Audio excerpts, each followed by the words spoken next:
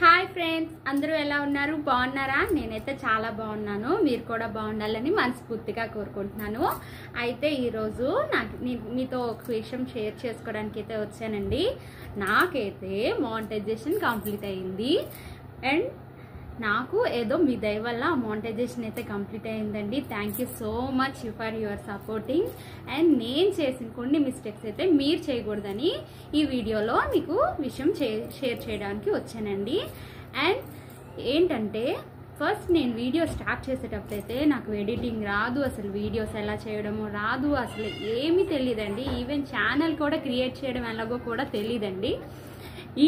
ఇవన్నీ అయితే అలాగా యూట్యూబ్లో వీడియోస్ చూసుకొని చేసుకొని ఉన్నానండి.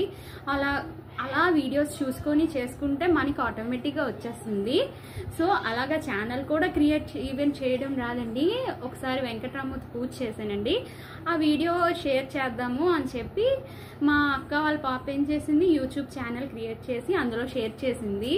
సో మనం కూడా ఏముంది వీడియోస్ అలా చేద్దాంలే అని చెప్పి అలా స్టార్ట్ చేశాను.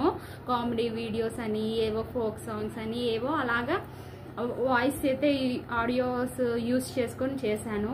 ఆ మిస్టేక్ అయితే మీరు చేయకండి. మీ ఓన్ వాయిస్తో మీ ఓన్ కంటెంట్ అయితే ఇవ్వండి. ఇలా కామెడీ వీడియోస్ ఇవి అవి తీసుకొని మీరు ఆ వాయిస్ అయితే యూస్ చేసుకోకండి. నేనైతే ఆ మిస్టేక్ చేశాను. బట్ ఆ షార్ట్స్ వల్లే నాకు 3 మిలియన్స్ వ్యూస్ వచ్చి నాకు మానిటైజేషన్ అయితే అయ్యింది. బట్ మీరు మాత్రం మీ ఓన్ కంటెంట్ మీ ఓన్ వాయిస్ తోటే వీడియోస్ చేయండి. షార్ట్స్ అయినా వీడియోస్ అయినా లాంగ్ లెంతీ వీడియోస్ అయినా, ఈ విషయం అయితే మీకు చెప్తున్నాను. అండ్ నాకైతే మీకు తెలుసు కదండి, ఫస్ట్ అయితే 1000 subscribers and 4000 watch hours 10 million views వస్తే మనకు మానిటైజేషన్ అయితే పూర్తవుతుంది. కానీ రీసెంట్గా ఒక కొత్త సిస్టమ్ అయితే యూట్యూబ్ వాళ్ళు పెట్టారు కదండి.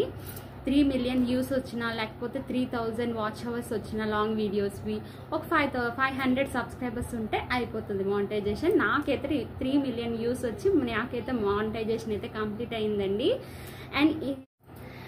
అండ్ సబ్స్క్రైబర్స్ విషయానికి వస్తే మాత్రం అది మనకి సబ్స్క్రైబర్స్ వ్యూస్ దీనికి సంబంధం అస్సలు ఉండదండి. మీరు ఏదో సబ్స్క్రైబర్స్ ఎక్కువ ఉంటే వ్యూస్ ఎక్కువ వస్తాయి అనే భ్రమలో అయితే ఉండకండి. సబ్స్క్రైబర్స్ ఎక్కువ ఉన్న వాళ్ళకి తక్కువ ఇన్కమ్ రావచ్చు, తక్కువ సబ్స్క్రైబర్స్ ఉన్న వాళ్ళకి ఎక్కువ ఇన్కమ్ జనరేట్ అవ్వచ్చు.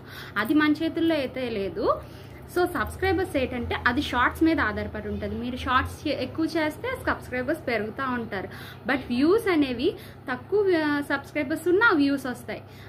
అండ్ లాంగ్ వీడియోస్ చేస్తున్న వాళ్ళకి సబ్స్క్రైబర్స్ తక్కువ ఉండొచ్చు, వాళ్ళకి ఇన్కమ్ ఎక్కువ రావచ్చు. అండ్ షార్ట్స్ వీడియోస్ చేస్తున్న వాళ్ళకి సబ్స్క్రైబర్స్ ఎక్కువ ఉండొచ్చు కానీ ఇన్కమ్ తక్కువ వస్తుంది.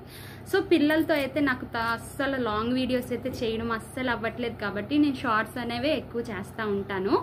So according to the income మనకైతే లాంగ్ వీడియోస్ చేస్తేనే రెవెన్యూ అనేది జనరేట్ అవుతుందండి. ఈ విషయం తెలియక నేను షార్ట్ వీడియోస్ చేస్తూనే ఉన్నాను. ఈ తప్పైతే మీరు చేయకండి. మీ ఓన్ కంటెంట్తో మంచి లాంగ్ వీడియోస్ చేస్తే మీకు ఇన్కమ్ అయితే జనరేట్ అవుతుంది. ఈ విషయం అయితే మీరు తెలుసుకోండి. షార్ట్ వీడియోస్ అంటే పెట్టండి, బట్ ఎక్కువగా వద్దు. ఏదో సబ్స్క్రైబర్స్ పెరుగుతారని చెప్పి పెట్టేయొద్దు. సబ్స్క్రైబర్స్ పెరిగితే ఏంటండి, రెవెన్యూ అనేది రావాలి కదా. ఈ వీడియో అయితే మీకు నచ్చినట్టయితే ప్లీజ్ షేర్ చేయండి.